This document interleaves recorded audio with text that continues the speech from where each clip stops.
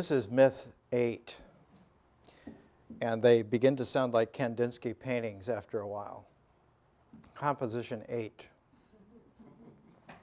And this one is so difficult. It was very clear about 4 or 5 this morning, and by 7:30 it was already hopelessly lost.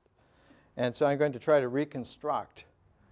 So I'm going to use the notes more than I usually would use in order to try to use a ritual technique of objectivity to structure my language so that I can convey a very basic idea to you. The idea concerns representation. Representation does not happen in the mind. Representation is not a function of symbols. Representation happens in the body. Representation is a function of ritual. So that if we develop a theory of meaning based on representation, we're going to be in serious error. And our logic will be useless in applicability to the world.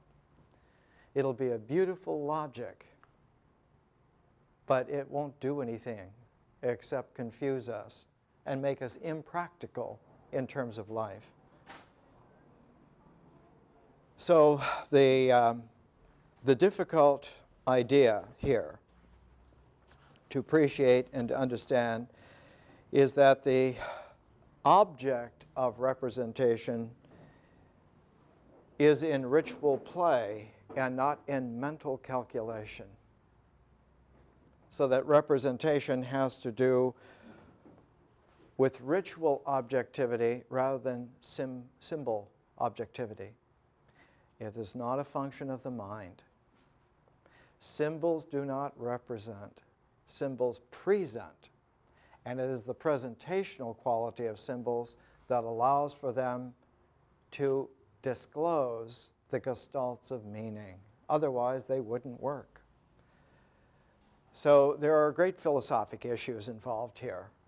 And I'm going to call upon one of the greatest of the modern teachers of logic,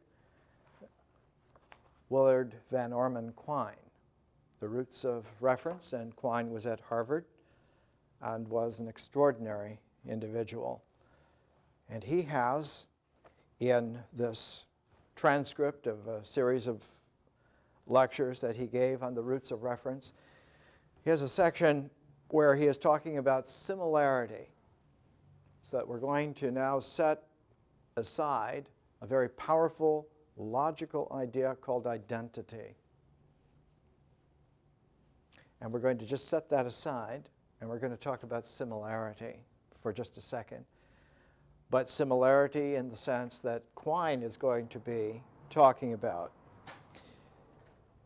He writes, having reflected on the general notion of disposition, of placement, and so forth, let us now return to the notion of perception. For that was what brought dispositions up. The animal has been trained to press the lever when confronted by the circular stripe and to refrain from pressing it when confronted with the 4 spots. So there's a gestalt in the conditioning of this animal where a circular stripe meant that it was going to get some food, and any other gestalt meant that it's not going to happen. So it could just ignore it.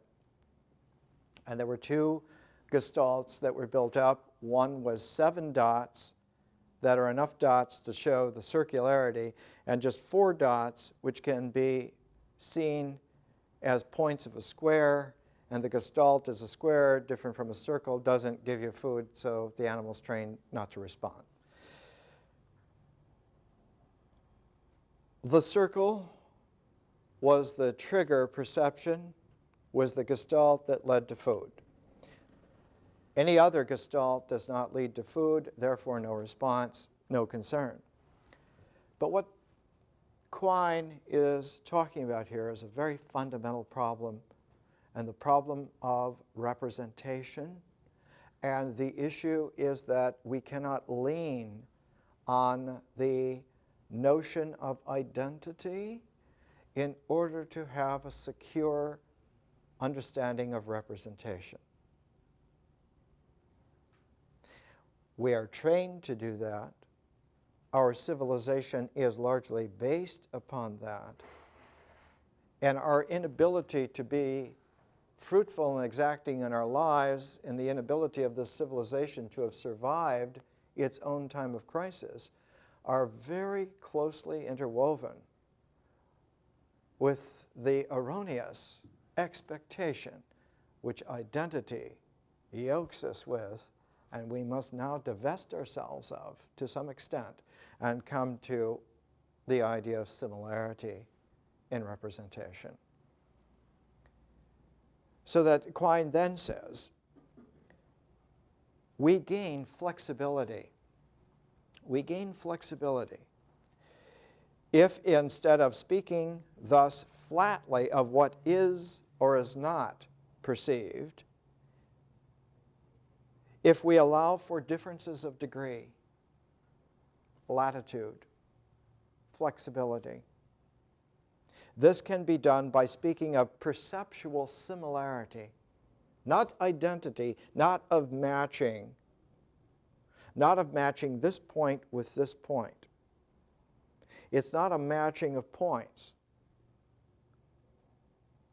that is important to a realistic objectivity of the mind and the body and the world, of the world and the body and the mind, or the body and the mind and the spirit, the person. If we chain ourselves to a ratchet of identity of matching point by point, we will destroy ourselves and all of our enjoyment and all of our lives and everyone else indefinitely. And it is unnecessary. It's just completely unnecessary. A machine-like matching of identities of points is not at all a criteria of a human communication field like language, and that includes logic. So that we have, in the 1990s, developments of whole fields called fuzzy logic, where the point-by-point identification was set aside, where a similarity begins to have an opening quality that eventually leads into a massively improved sense of communication and a logic which has an applicability to whole realms that otherwise were called irrational or fictitious or impossible. And by weaving the so-called irrational, the so-called fictitious, the so-called impossible, by reweaving them back into a range of possibility, we give ourselves a communicative ability which allows us to transform the ritual, myth, symbol, integral into a vision, art, history differential. And by allowing for that transform to operate, it gives us, for the very first realistic time, an opportunity to develop science, a real science, not some kind of surrogate symbolism. And so this is a very, very deep issue. Let's come back to it. Let's come back here to Quine just for a second. He's talking about the shift from perceptions to perceptual similarity brings not only flexibility, but a certain gain in ontological clarity by dismissing the percepts or perceptions. There are times in life where perceptual similarity that relates to no overall point-by-point similarity. There are many, many times the essential focus to follow is focusing on where the action is. Was the famous line in Bernstein and Woodward's investigation of the Watergate thing? It was always follow the money. Deep Throat always cautioned them, if you want to understand the real thread that holds all these beads together, follow the money. That line of action is the one that's telling. In this way, following the action, the ritual comportment, is the way in which we emerge out of a tangled skein into a woven fabric that we can wear in our lives. And it is completely a metaphor which goes back to the origins of weaving.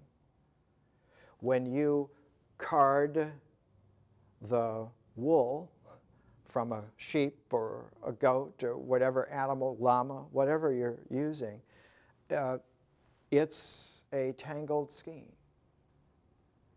But the action of spinning, the old spindle was hung, and the action of the spindle spinning pulls the thread out of the skein. It doesn't lay the tangled skein out to dice it up so it can be arranged and then it can be put together as a thread. The thread emerges out of the chaos of the skein by the action of the spindle. And just in that way, the ritual action of human beings always pulled the thread, the clue in Greek, the clue of how we should proceed, even though we don't understand the tangled mess of life at all. It's completely beyond our ability to formulate and to focus with any kind of categorical clarity. Nevertheless, we made our way for hundreds of thousands of years because we followed the action. We followed by together doing the same action that pulled the thread which we could then use to weave our lives. And this is extremely important to us to have. I'm going to come back to quine. I'm going to come back to weaving. But I want to skip over here to another facet that I want to bring into play. We brought in the facet of language and logic, of representation, of not going by point-to-point identity as the mind abstractly would expect is the right way, but by going similarity to similarity in the way in which the body relates, the body's logic of doing. So I want to come here to a second area, the area of music, because representation shows up in musical notation.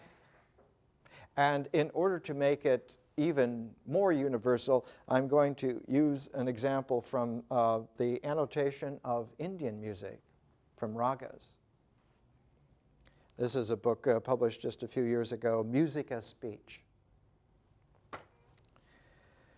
And in chapter 5 on tones, the author takes just a moment to bring out something that usually Western music books overlook because it is so obvious that everyone should know, but almost no one remembers.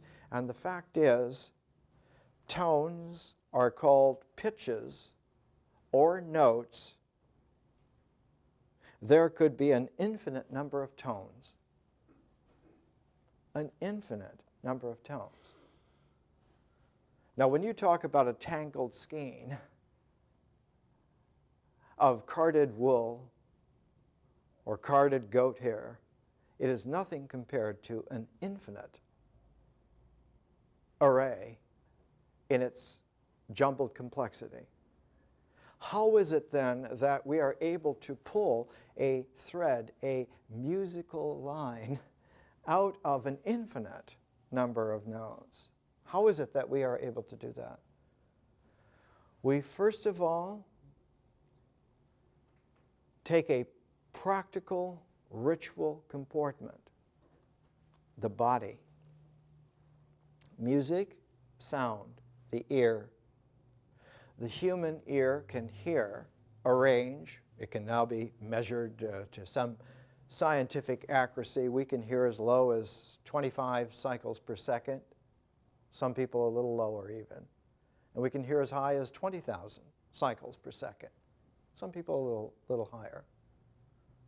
But for the normal range of a meaningful sound, the range is roughly about 40 to 4,000 cycles per second. So that within that range of frequencies, what are frequencies? Frequencies are that energy wave. And that energy wave as sound. And we can hear now within this range of 40 to 4,000 cycles per second. Within that entire range, the old ritual technique was to recognize that the deepest objective form of manifestation that we know of, the deepest one, is by pairing. By pairing. In the Tao Te Ching, Lao Tzu says, of the ultimate reality, we can't say a thing. We don't know. No one does. It is a mystery. But of what we can say, the deepest thing is that things occur in pairs. So taking that as a cue, this whole range of infinite notes now within the range of the human ear, 40 to 4,000 cycles per second, the old technique was to make a ratio of 1 to 2, to divide that whole range in half. The first step in the Pythagorean orientation of classical Greek form was to take a line and to cut it in half to make the ratio. So now you have a ratio of 1 to 2. You have the whole, and you have 2 halves. That's the beginning of wisdom. That you can do that. The second formulation that comes from that relates to what we're doing in our education. That there is a cycle of 2 cubed that seems to work as a fundamental formulation. And 2 cubed is 8. 2 doubled would give you 4. But if you double the 4 to 8, you get a much more workable set, as we would say in modern language. 4, you have to be very intuitive to work with. A set of 4 notes could be done. It's extremely challenging. You'd have to have a hell of an ear and a fantastic instrument. But east and west, if you look at an octave, 8 notes in a set, then you have a chance for hearing with some degree of filigree and detail, and of playing and of singing. And so in India, as in ancient Egypt, the octave was always the set by which this 1 to 2 ratio was set up in terms of the infinite number of notes that were possible. In that octave, he gives the example here of a classic 3-octave tuning of classical Indian raga playing, sitars, sarods, so forth. That is that you would have 3-octave range. If the lowest range in frequency of the first octave were 120 cycles per second, it would mean, because you're working with the 1-to-2 ratio, that the highest note in that low octave would be twice the 120. It would be 240 cycles per second. So your first octave runs in an 8-note sequence of from 120 to 240 cycles per second. The insight is that the 8th note does not belong in that sequence exclusively, but is also the first note in the next octave. So that if you looked at it in some kind of graphic reductionistic thing, you only have 7 notes. The 8th note, which completes that octave, is actually also the first note in the next octave. So that the octaves do not abut each other, they interpenetrate. So that instead of getting a circle, you get an interchange point. And because these interchange points link together, you can have an ongoing series of continuity of form. And if you have an ongoing continuity of series of form, it carries transform with it all the time. It distributes the ability to take transform to every aspect of it all the time. So you don't have to wait for the right juncture. You don't have to wait 8,000 years for the right second of alignment to have a transform take place. It can happen at any time in the process. So that ancient wisdom, very simple, very exacting, has nothing to do with identity. Has everything to do with a reciprocity of exchange, which is one of the fulcrums of the way in which ritual action is real. Ritual action is real because this and that interpenetrate in such a way that together they become thus. And that's the way in which pairs are fertile and life is real. So that men and women like ourselves, many thousands of years ago, already understood. Now, if you have this kind of a cycle, this is the 8. When it's put like this is the infinity sign like this. So you get, out of infinity, you get an 8. But it's not just a static 8, but it's an 8 that intertwines with the next 8 and the next 8 and the next 8, so that if you saw this 5,000 years ago in a symbolic presentation, you would see a whole series of 8s lined up, interpenetrating together. It's like without lifting the pen, you get all these 8s lined up together. And you would find such an illustration in the sarcophagus room in the Pyramid of Unas, which is the place where hieroglyphs were first put into pyramids 4,700 years ago. And those figure 8s would be royal cobras, all linked together. And it would make, in this accordion of 8s out of infinity, what a Gurdjieffian doctor in London once called, he labeled a book about it, he called it living time. Living time. That you would have the cobra, the sacred cobra, Kundalini energy in a ongoing form that related to infinity and eternity, but in a life limited episode, but capable of transforming into the next episode so that you would have a chance to have eternity enter into life energies. That's something more useful to know than the principle of identity. That is called wisdom instead of axiom number 1. One of the problems with the logic is that any logic large enough to really say anything meaningfully needs a second system of logic that defines the primordial axioms. Because the larger a logic system gets, any computer programmer will tell you this, it develops a bug list.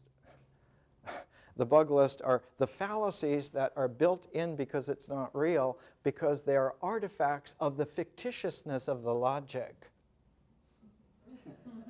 Yeah, I remember a cartoon in the early 50s when computers were room-sized. And they had this one called Univac. And it had two programmers in those days were like scientists. They were in white coats. And the two of them are standing together and they're saying, we don't have room for the bug list. That whole quality is obviated if you have a secondary system defining those axioms. Of course, if that gets too complicated, you'll need another system. So there is a problem with this, and that problem was solved a long time ago by two individuals simultaneously. They were Isaac Newton and Leibniz in Europe. And they solved it by developing what we know today. It's taught in every high school in the world. It's called calculus. And calculus was a way to deal with the infinity of possibility vis-a-vis the most primordial pair in a set known, 0 and 1. And Newton and Leibniz were able to develop this. They were able to develop calculus, the infinitely differential calculus, differential equations, and the infinite integral calculus, because they had an actual ritual comportment that was so accurate that it showed that there were no circles of identity in the universe. That instead of circles of identity, the orbits of planets made ellipses, which meant that the elliptical orbit was that it was a version of the infinity sign, so that orbits are not circular, as the mind logically had expected for 1,500 years. God is perfect. He will only make perfect circles. The planets will only move in circles. It's very logical. It's not true at all. No planets move in perfect circles, because the principle is not an imposition of logic from the mind of God upon the universe. It doesn't work that way at all. Because for planets to orbit a star, for this Earth to orbit the sun, it's just a star, it's just a planet, they have to work together so that the orbit of the planet is an ellipse, because the gravity of the star and the planet interpenetrate, and that there is a mutual center of gravity around which the ellipse itself then focuses in this paired integral. And it was Kepler's determining of the math of the elliptical orbit of Mars that led Newton and Leibniz together at the same time in the late 1670s to understand the principles of calculus. But it was an insight that Kepler got from a medieval philosopher, a man unknown today. Orisme was his name. He was the one who noticed something very peculiar about numbers, about mathematics. And when he wrote in the early 1400s, there wasn't anyone sharp enough to do much with it. It influenced a man named William of Ockham to put in a principle called Occam's razor. You better reduce everything to its simplest because it is so difficult that as long as it remains complex, we can't deal with it.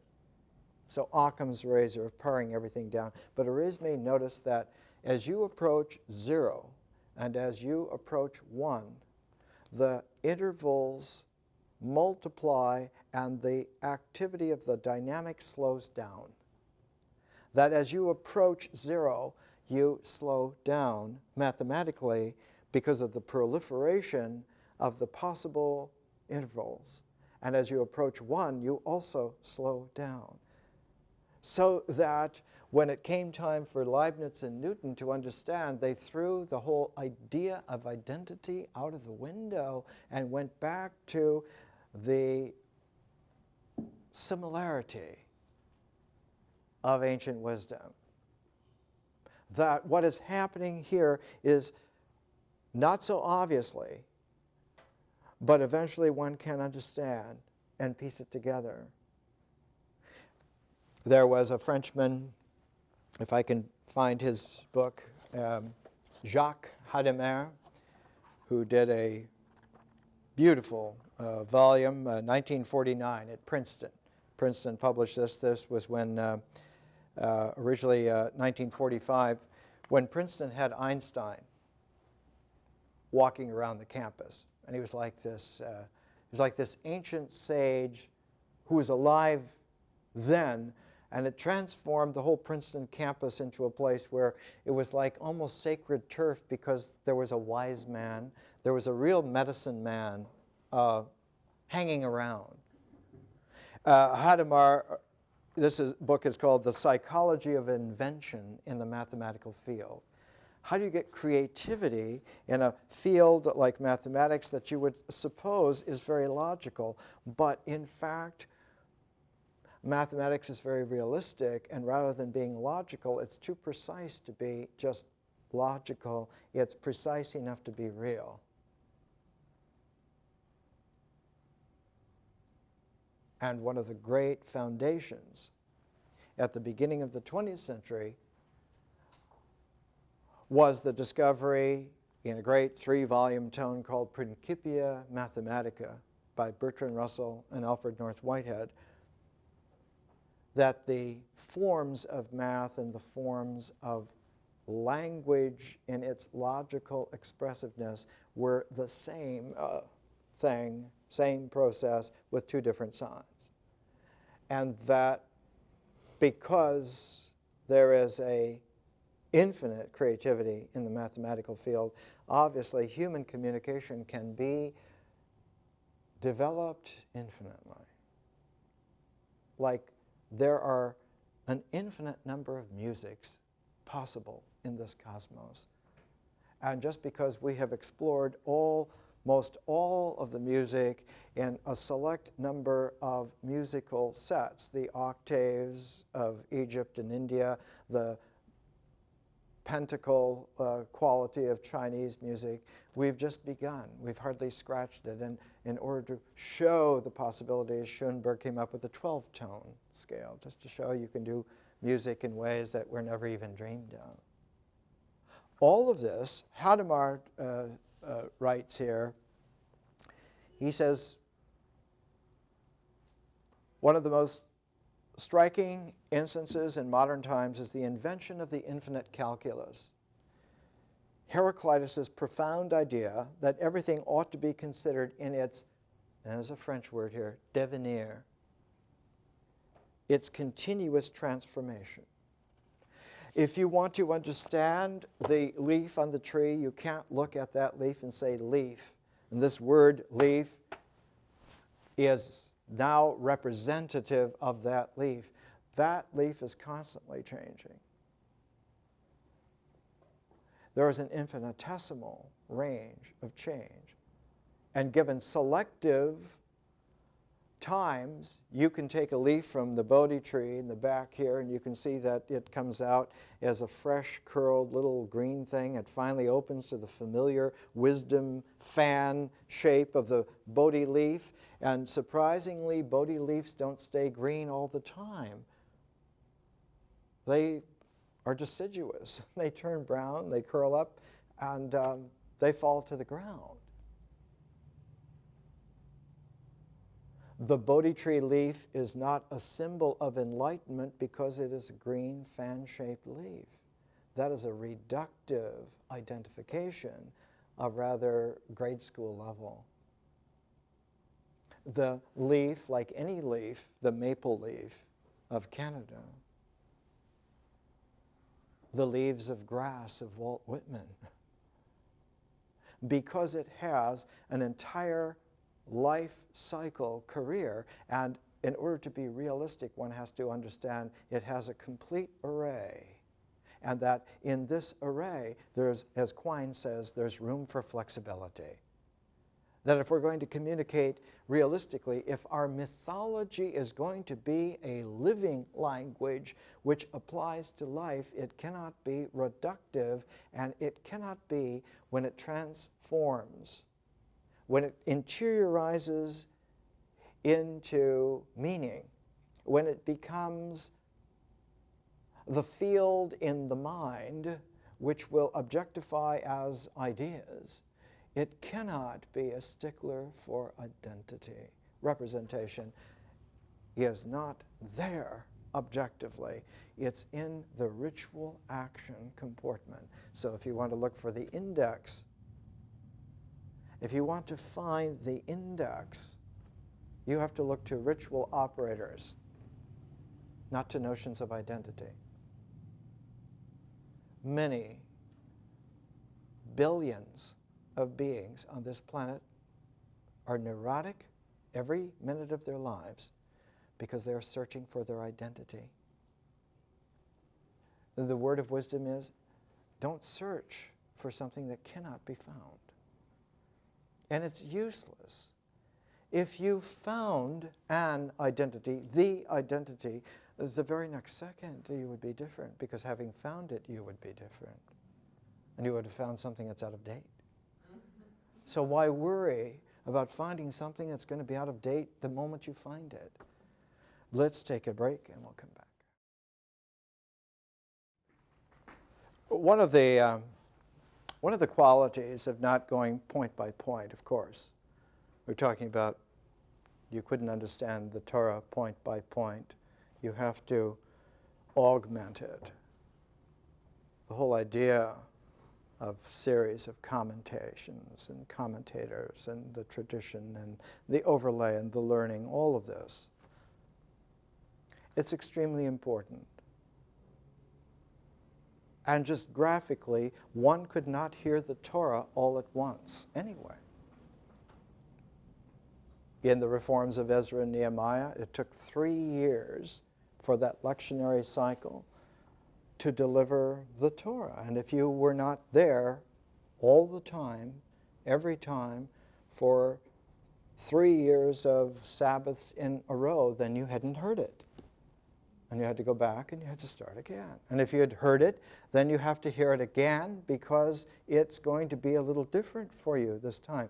And so the unbroken continuity of the recitations of the Torah is another infinity sign, another way of doing it.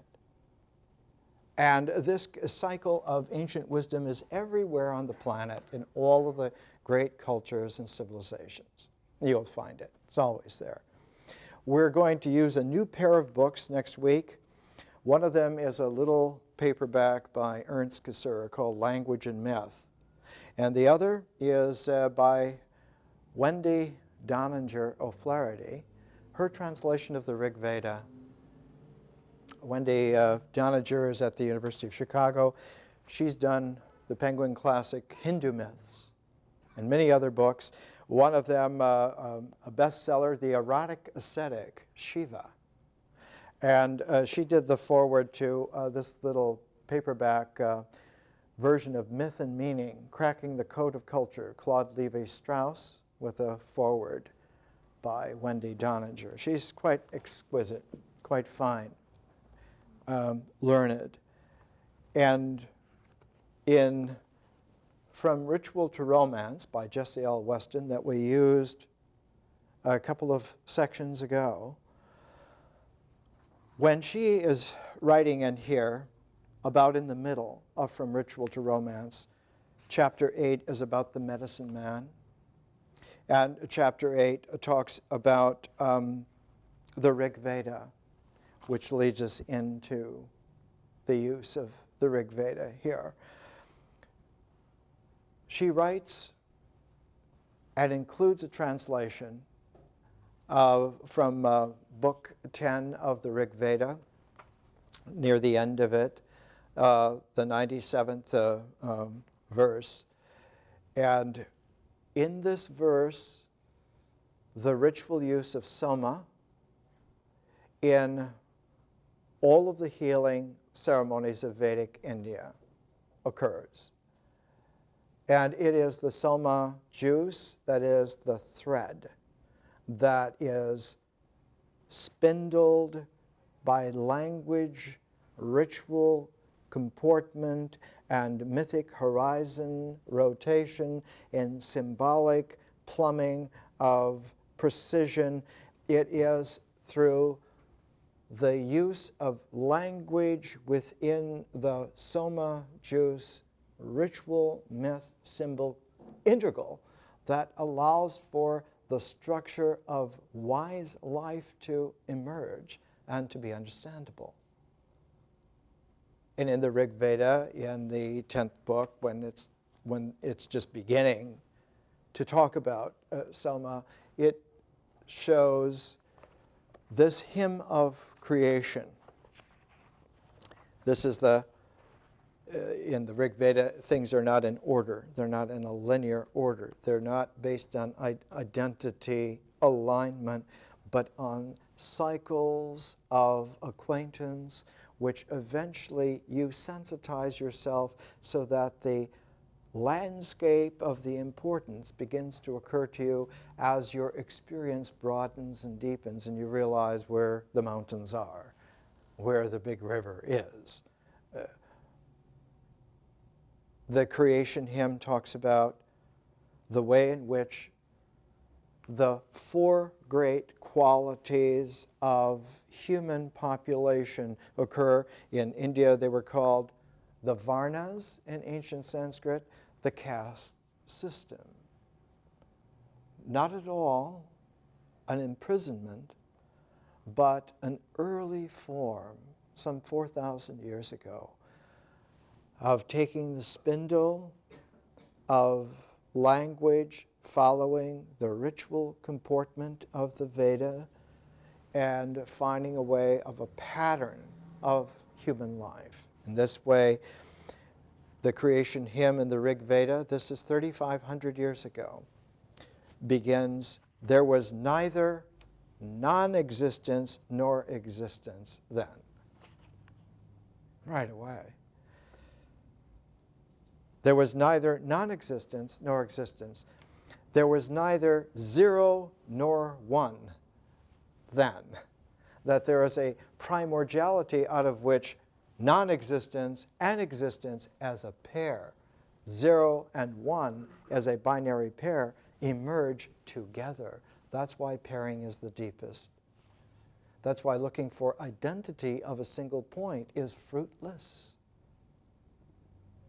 and is nonsensical.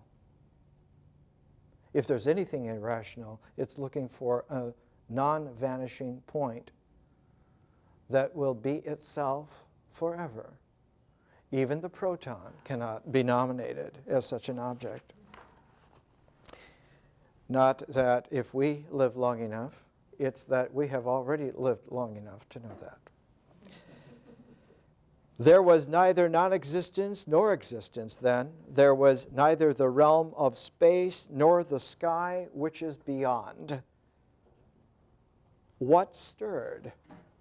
Where? In whose protection? Was there water bottomlessly deep? There was neither death nor immortality then. There was no distinguishing sign of night or day. That one breathed windless by its own impulse. Other than that, there was nothing beyond. And this quality of creation myth, and we'll look at Wendy Doninger's Rigveda, and we're going to pair that because we're always working with pairs. We're working with pairs so that they can be calipers to measure in a ratioed way, and that's true rationality. Not to identify by pointing, but to indicate by the comprehensive gesture. It's bad manners in American Indian society to point at some object. It shows a real demonic willfulness. Better to gesture with the full hand in some general way. And this is the etiquette between human beings. For the Zuni Indians, their acquaintance with the willful arrogance of the early 16th century Europeans was in 1539, and they had trouble with a pioneer priest, and they didn't realize the danger they were in until the following year, 1540, when somebody really tough showed up named Coronado. Coronado and Cortez are early 16th century conquistadors. They were not men who understood no. They didn't understand the word that someone else would say mine. They only understood it was there for the taking if you could take it. And they were ready to take. For the first 150 years, the Spanish conquistador priests inculcation into the Pueblo Indian areas were from time to time accepted tentatively for a little while, and then they were killed. And after 150 years of this, in the 1690s, early 1690s, the word finally came from Spain, enough of this, simply take them over. And from that time forward, there was this stamping of the culture with the imprimatur that you were citizens of a different realm and you had to carry your identity papers with you, in the sense of you only could believe who you were because we have trained you to understand that this is what is real. Of course, the Zuni, among all the Pueblos, are the most effective at this kind of resistance to this kind of tyranny. The India Indians also had that kind of impress about the same time. The British East India Company came as traders, and by the 1690s they had taken over the entire subcontinent. There were no Maharajas anywhere who could go up against the British Empire eventually. And the British Empire voluntarily left India in 1947 because it found a greater warrior in someone like Gandhi than anyone that they could send. In fact, the greatest British warrior of all time was Lord Mountbatten, because he recognized a superior warrior in Gandhi and was very glad to hand India back to the Indians in 1947. And he was a great admirer. His predecessor in Winston Churchill called Gandhi a little brown man who wouldn't eat, stubborn. I remember my mother characterizing Gandhi in the same way. Well, he's just a little naked man who won't eat. Well, but that's not true. He was a Bhagavad Gita spirit warrior of the first quality. This quality of sharing, where the mythic horizon is shareable, the interpenetration of things, the structures, the fact that there is an octave in India, there's an octave in Egypt, the octave in China is in the trigrams of the I Ching. The octave there are the 8 trigrams, they're not in sound, as in telephones interrupting the lecture, but they're in the whole process of change itself. Because in China, the understanding was never lost that the mythic horizon, the flow of language, the flow of experience, is within the mystery of nature. And that as nature is a mysterious flow, a process of infinite and profound unknowability, neither existence nor non-existence characterize it. Non-existence and existence characterize Te, but not Tao. And so in China, the octave was in the stages of change. The 8 trigrams are the 2 cubed. They're the creative and the receptive cubed. It's the yin and the yang, but not so much yin and yang. But you can see that we're in the right place. It's that the bifurcation does not occur. The bifurcation of yin and yang is a polarity which is characteristic of existentials. Only existentials have yin and yang. The Tao has no yin or yang. You can find maybe 800 or 900 books on the Tao written by Westerners and by Asians alike. There is no Tao of yang. There's no yang in Tao at all. Not a trace. Further, there's not a trace either. So the quality of pairedness in the trigrams, in the octave of the trigrams of the I Ching, the pairedness is Tao and Te, not yin and yang. That's why Lao Tzu's book is not called the Yin Yang Tzu, but the Tao Te Ching. It is a quality of deep, profound understanding that polarity characterizes existence. Existence can have a 0 and a 1. Whereas Tao does not have any characteristic whatsoever. So the Chinese understanding of the phases of change are that they occur in nature and that the occurrence brings the first dimension of time into play. And that's the source of dynamic for everything. If energy did not have a dynamis, it would not register at all. If there were no movement capable of receiving energy, you would not have the energy move so that you would have a frequency. There wouldn't be any registry whatsoever. And in fact, in deep realization, one can come to a still point of non-movement.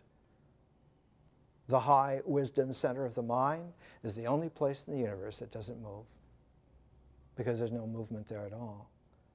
And there is no time whatsoever.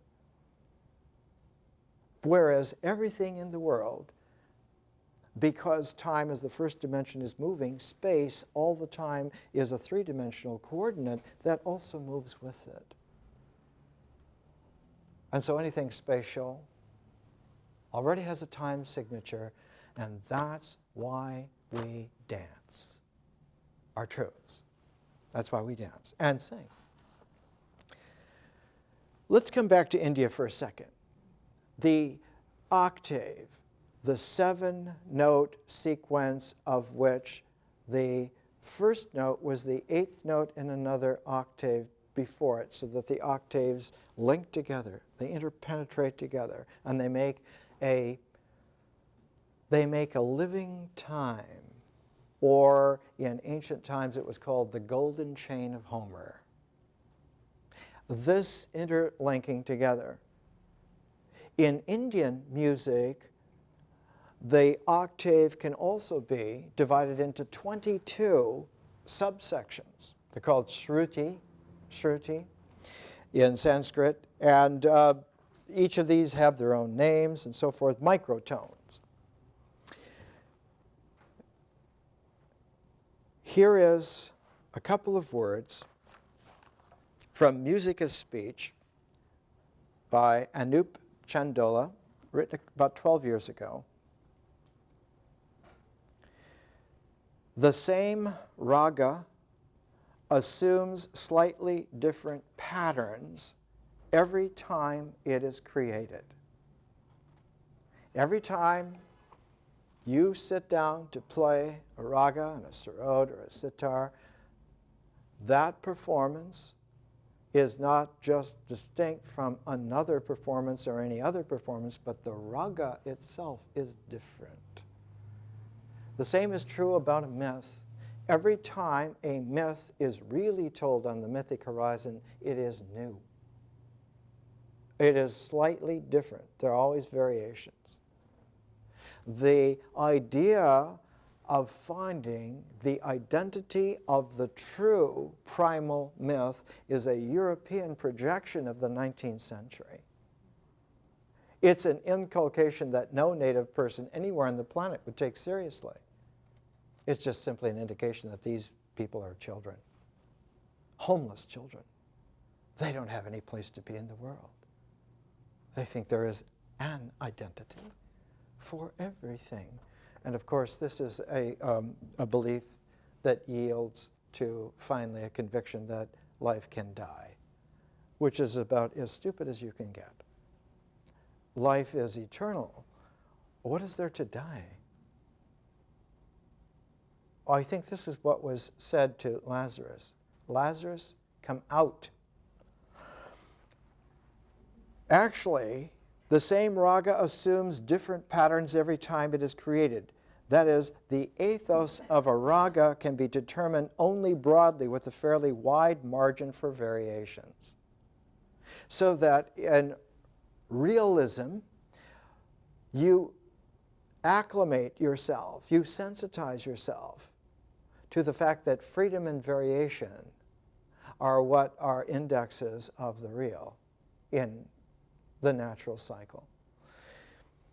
At the beginning to democratic vistas, Walt Whitman, because Lincoln was dead and there was no one in 1870 to speak for the United States as a whole, as a unity, Whitman spoke for the dead Lincoln, and he wrote Democratic Vistas to bring this out. And he said, everywhere that we look, we see that nature really respects freedom and variation. And to have a natural basis for our population to be healthful. As an American civilization, we need to have freedom and variation at that Jeffersonian level of just the basic way in which we live. To try to reduce something down to a plan of unshakable identities that can be codified is exactly what fascism is. That's exactly what a tyranny is.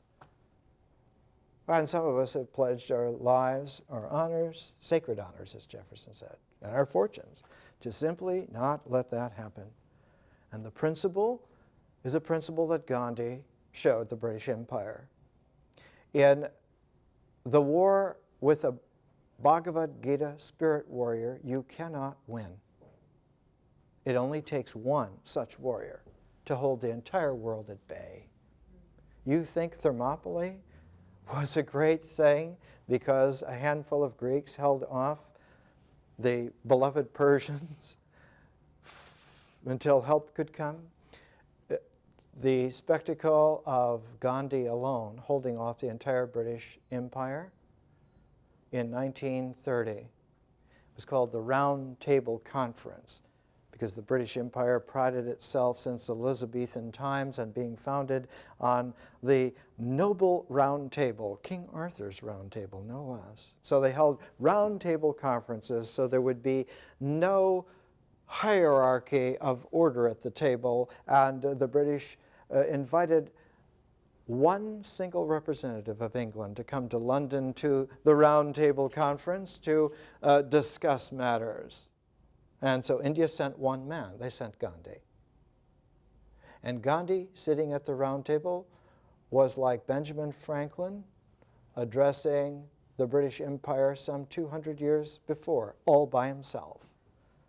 Franklin stood, he wore a little kind of mottled velvet suit. And he stood leaning against the mantel of a fireplace that had the big, huge clocks and the triumphal urns and so forth, while all of the British lords around Lord North just simply criticized him and cut him up, saying, "How dare you presume that some kind of wilderness farmers in the 13 colonies in the New World, which have belonged to us from the very moment in which it was developed, that you can be independent of us?" And they roasted him, and Franklin simply took it. And when they were finished, Franklin's only words were, "Thank you, gentlemen," and he left the room. And that was the true beginning of the American Revolution. When Gandhi was at the Round Table Conference by himself, the British authorities, in typical empire fashion, left a lot of time for him to reconsider his position, because look at how powerful we are. This is London, boy, and this is the House of Power, boy, like Moreau's House of Pain in H.G. Wells' novel. What Gandhi did in the intervals is he went out to the British industrial Midlands. He went to Lancashire. He went to the whole basis of India's independence was that it was going to have khadi, hand-spun cloth, which meant that the textile industry, which was the major industry for the British Empire at that time, was going to be put out of business because they wouldn't be able to make their margin of profit of selling to the 700,000 villages of India British textiles. So he went to the textile factories in the Midlands of England to let them see who the enemy really was. And all the photographs were of the textile workers loving Gandhi because they sensed that he was a real man. Just because he only weighed 120 pounds and was half naked and was brown. But here was somebody they really liked. They loved him.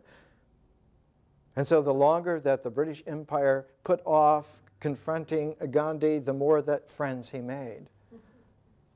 And the British people finally loved Gandhi just like the Indian people, because a spirit warrior has a certain charisma, not of power, but of love.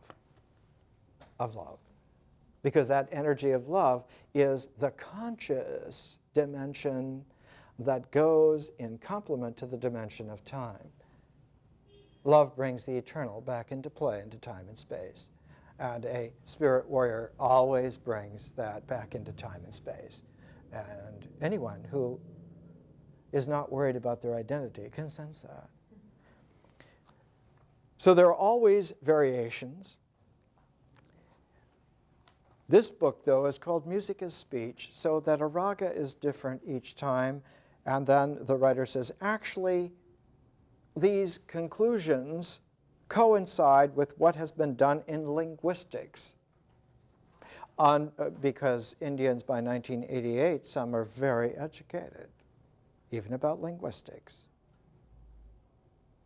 Actually, these conclusions coincide with what has been done in linguistics under the concept of phoneme. The phonemic principle is based on range rather than on point of articulation. The sound K of the English word kin is always slightly different from each of its previous articulation in terms of contact with the back part, the dorsum of the tongue with the velar region. In other words, the same point of the palate is not used in the production of the sound K. It's always somewhat different. And so the real quality in myth is freedom and variation, not on the basis of some principle, but on the actuality of the existential ritual of speaking itself. That's as profound and deep as you can get. It's on the basis of Te and how it comes out of Tao. So we're not talking about theories of logic. We're not talking about ideas of some abstract correctness. This is a wisdom education to present the phases of articulate understanding in such a way that you yourself will be able to show yourself in your own way, in your own time, that the complex tapestry is woven by your participation. Try and get a copy of the Rigveda. And some of you are wondering about the whole stack of Machiavelli books here. All these Machiavelli books are meant to make a point. The Prince by Machiavelli was published in 1531, just 8 years before the Zuni Indians were first contacted by the Spanish conquistadores. But there's a great deal of difference between Coronado and Machiavelli, even though they were contemporaries. Machiavelli's The Prince was published after he died. He died in 1527, published a few years after his death. Machiavelli was not a protagonist in a preemptive mythological, what would you say, tyranny, like Coronado or like Cortez. Machiavelli was one of the world's great historians. His history of Florence is still read as one of the great histories. But deeper than that, Machiavelli's historical excellence was because of writing the discourses on Livy. Livy, who is the great historian of how the Roman Empire came out of the Roman Republic of ancient times, when Roman men and women were free to be variable without worrying about authority and power. And Livy's massive history, it was massive because it was meant to be read over a period of so many years that somebody would literally grow up by the time they were finished reading it. And Livy's Latin language in antiquity is called the Milky Lines of Livy. It was a language especially made to show the other side of Latin, the other side from the language of the lex talionis, the Roman law, the Roman legion power. Instead of the Latin of the tyranny, it was the Latin that Italian people would speak to each other, because the Romans were really Italians all this time. Can you imagine? They were Italians.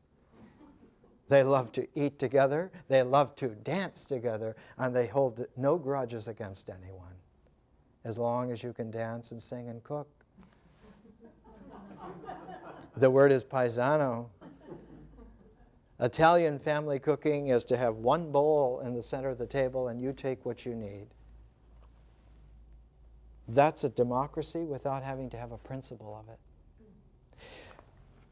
Machiavelli wrote his discourses on Livy at the height of the Florentine tyranny. It had seen the Florentine Renaissance. It had devolved into a Florentine tyranny.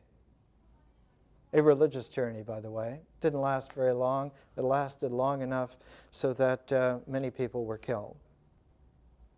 A monk named Savonarola took over the whole city of Florence and said, we got to get rid of all these vulgar paintings and stupid occult philosophy and all of this trash. And we need repentance, and we need it now. Well, they finally gave Savonarola a just desserts Italian style. They burn him at the stake at the center of Florence. Our friend Machiavelli also was one of the greatest dramatists in Italian history. And his play, The Mandrake, La Mandragola. The mandrake root is a root that looks like a man. One of the greatest of all comedies. It's in this Penguin Classics 5 Italian Renaissance comedies. It's worth reading. But there's another note, and I'll end with this, about Machiavelli. Machiavelli was several times put into very dangerous retreat because the authorities did not like to have someone who was historically conscious. And Machiavelli certainly was that. It interferes with the mythic manipulation of populations and the inculcation of symbolic power. Because someone who is historically conscious can find a way to educate a whole population of people to be free in the sense of not just opting for a choice, Democrat or Republican, but looking at the variations of the ways in which life needs to take place, and maybe one doesn't even need political parties for that. Maybe that's a false bifurcation based on tyrannical principles of identity gone mad. Maybe the party system is an example of a nightmare of polarized ignorance. So Machiavelli several times in his life found himself on the outs with authorities, and so they exiled him to a little place called Carpi. Carpi is down in the middle of Italy in what's called the Romagna, south of Rome, the plains and so forth. And so Machiavelli was down there under these extenuating circumstances, and he was very good friends with another great historian named Guicciardini, whose histories are still in print and are read also. Two of the greatest historians of all time, and they were buddies. So when Machiavelli was sent down to Carpi, Carpi was overseen by the general chapter of the Minorite friars. The whole town was dominated. So Machiavelli recorded his activities there in a series of letters to Francisco Guicciardini, then governor of the Papal States in the Romagna. We've already examined these letters briefly. Machiavelli's task at Carpi was twofold. First, on behalf of the Signora and the Cardinal Giulio de' Medici, he was to secure separation of the Minorite convents in Florentine territories from those in the rest of Tuscany. And he had a few other tasks. But in the intervals between waiting for the appointments to mature so the time was right to effect these tasks, which were no big task, Machiavelli, like Gandhi, going to the Midlands in England, went to his favorite constituency. He began to play confidence games with the Friars Minor monks. He loved to challenge people who were frozen, especially in religious, mythological politics of tyranny, and he loved to play confidence games with them. And so he devised an immense practical joke. He called it a scherzo in music. It's to play with vigor. To pass the time, to play on the poor frati and the people of the town. This joke springs, this is from a book published a few years ago called Foxes and Lions, Machiavelli's Confidence Men. The Confidence Man, Melville wrote a novel called The Confidence Man. Thomas Mann wrote Felix Krull, Confidence Man. The confidence man is the trickster in civilization. The joke springs from the very core of Machiavelli's personality and shows how deeply the model of the confidence man influenced his conceptions of his own activity and of the world about him. It also shows just how powerful the dialectic of confidence man and dupe was for him, and how immediately he experienced and thus came to recognize fully the limits of the confidence games he played. Meanwhile, Machiavelli's letters from Carpi reveal that he could never escape.